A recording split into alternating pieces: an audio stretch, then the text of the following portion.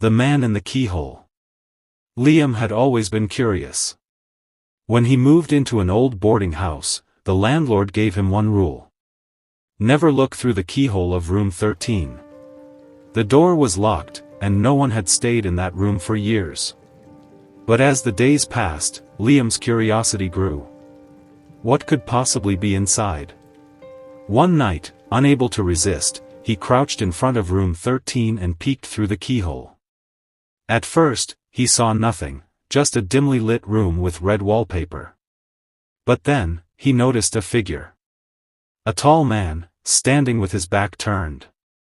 He wasn't moving, just standing there. Liam's breath hitched. Feeling uneasy, he pulled away and hurried back to his own room. The next night, his curiosity won again. He knelt by the keyhole and peered inside. The room looked the same, but now the man was closer, still facing away. Had he moved? A chill crept up Liam's spine. He locked his door that night. On the third night, he couldn't help himself. He looked again. This time, all he saw was red.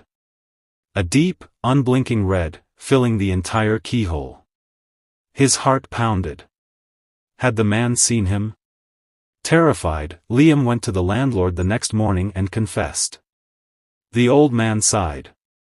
"I told you not to look," he said. "Years ago, a man lived in that room. He was different, his eyes weren't like ours."